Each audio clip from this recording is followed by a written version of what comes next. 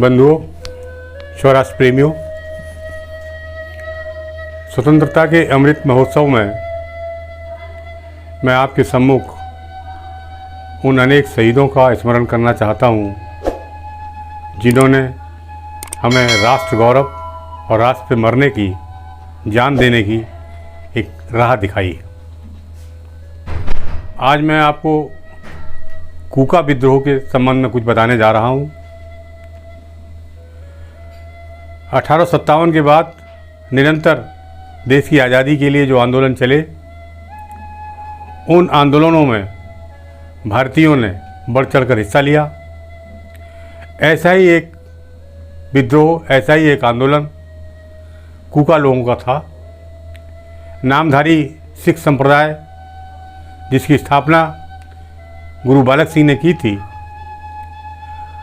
और बालक सिंह ने अपने जीवन काल में गुरु राम सिंह को अपना शिष्य, अपना उत्तराधिकारी बनाया था।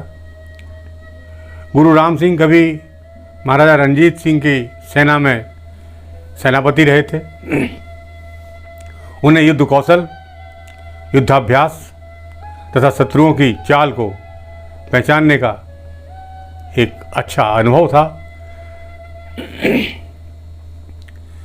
जब गुरु राम सिंह इस सिख नामधारी संप्रदाय के प्रमुख हुए तो उन्होंने गुरु गोविंद सिंह की तर्ज पर नामधारी संप्रदाय में बल और शक्ति का संचार किया। बल की एक परिधि बताई, दीन दुखी जनों की रक्षा की बात बताई, स्वधर्म के लिए मरने की बात बताई, पीड़ितों को उद्धार करने की बात बताई।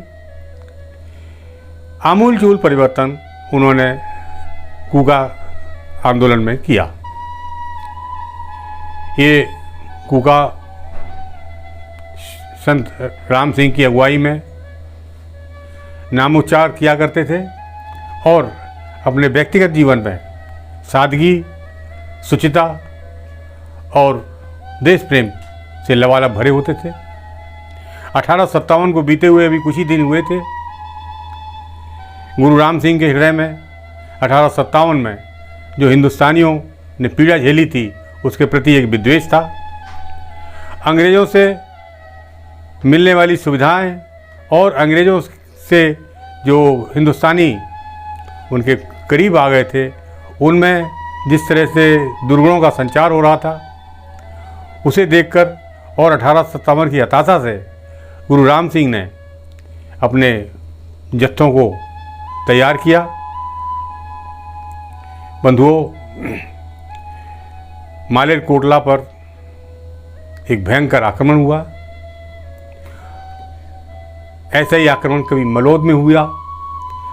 तो जो मालेरकोटला का हमला था, उस मालेरकोटला के हमले में करीब 125 से ज़्यादा कूका संप्रदाय के अनुयायी उन्होंने हमला बोल दिया। अंग्रेज परास्त हो रहे थे। इतने में अंग्रेज़ों के आह्वान पर बाहर से जो फौज आई, उस कुमुक ने कूका के अनुयायियों को पीछे हटने को मजबूर किया। घमासान लड़ाई हुई, बहुत घायल हुए। गुरु राम सिंह पकड़ लिए गए और गुरु राम सिंह को बाद में उन्होंने रंगून भेज दिया, जहाँ वो जीवन भर यातना सहते हुए प्राणांत जिनका हुआ। मालेरकोटला में लड़ाई के बाद घायल अवस्था में जो कूका अनुयायी पकड़े गए थे, उन पर एक मुकदमा चला। मुकदमा क्या, एक दिखावा था, और सबको फौजी अदालत ने मृत्युदंड दिया। तोपों के मुंह पर बांधकर उन्हें मारे जाने की आज्ञा दी। बंधुओं, लहना सिंह, इंदर कौर, बरियाम सिंह, गुरुदत्त सिंह, न जाने कितने नाम हैं जिन्होंने सहर्ष मृत्यु का वर्ण किया। कहा जाता है जब इंद्र कौर को जब तोप से मारने के लिए तोप के मुंह पे बांधा जा रहा था, तो लहना सिंह ने बहुत उनको अंग्रेज़ों को रोका कि नहीं, इन्हें मत मारो, लेकिन चूंकि वो एक टुकड़ी की लीडर थी, अंग्रेज़ों ने बड़े कटाक्षपूर्वक कहा कि तुम तो अभी देखो, तुम्हें तो देखना पड़ेगा अपने अनुयायियों की कैसे मौत होती है। बेबस इंद्र कौर को तोप के मुंह से बांधा, गोला दागा गया और गोले से इंद्र कौर के हाथ, पांव, सर पूरा आसमान में बिखर गए। ऐसे अकेले इंद्र कौर नहीं, सभी लोग मारे गए। जब हीरा सिंह, जो कि एक टुकड़ी के नायक थे, हीरा सिंह को जब तोप के मुंह पर बांधा गया तो हीरा सिंह ने कहा कि मेरी पीठ मत बांधो, मेरा पेट बांधो, मैं सम्मुख गोले को आता हुआ देखना चाहता हूँ, मुझे तोप के मुंह पर सम्मुख की तरफ बांधो, मेरी पीठ मत बांधो। अंग्रेज बड़ा अट्टहास कर रहे थे। अंग्रेज़ों ने अट्टहास करते हुए उनको तोप के मुंह पे बांधा और उड़ा दिया। ये घटनाक्रम कम से कम 2-3 दिन चला। 17-18 जनवरी 1872 वो ऐसी निर्मम दिन थे जिस दिन हमारे कूका संप्रदाय के योद्धाओं को अंग्रेज़ों के हाथ से मृत्युदंड झेलना पड़ा। लेकिन भारतीयता की ज्योत जो उन्होंने जगाई, स्वदेश प्रेम की, स्वधर्म प्रेम की जो ज्योत उन्होंने जगाई, वो ज्योत आगे भी आकर के फलवती होती रही। हम लोग उससे प्रेरित होते रहे।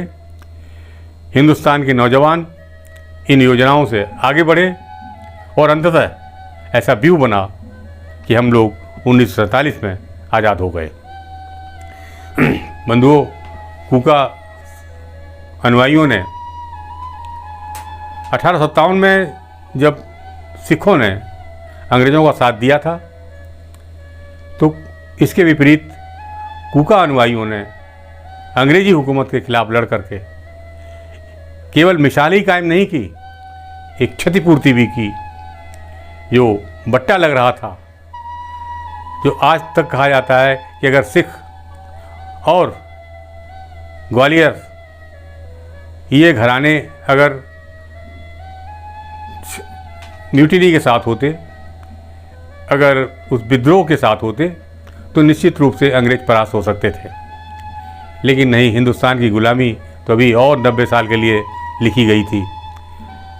हिंदुस्तान 1947 में स्वतंत्र हुआ। बंधुओं, मेरा ये सब कहने का आशय यह है कि हम आप जो देश की आज़ादी हमें मिली है, उस आज़ादी को अक्षुण्ण रखें, किसी तरीके से उसकी हानि न होने दें और देश की सम्मिलित रूप से तरक्की हो, बिना किसी भेदभाव के तरक्की हो।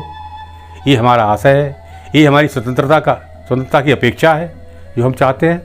और इसी संदर्भ में मैं आप सब लोगों से प्रार्थना करता हूँ, ये जो मैं आपके सम्मुख घटनाएं रखता हूँ, जो बताता हूँ, ये केवल आप लोगों में एक उत्सुकता जगाने की, अपने अतीत को जानने की, अपने नायकों के प्रति श्रद्धा उत्पन्न करने की मेरी कोशिश है। मैं समझता हूँ कि आपको अच्छा लगेगा, आप इस बारे में और जानकारी प्राप्त करेंगे और मुहुर्मुहु होंगे, खूब प्रसन्न होंगे। धन्यवाद। जय हिंदी, जय भारती, जय नागरी।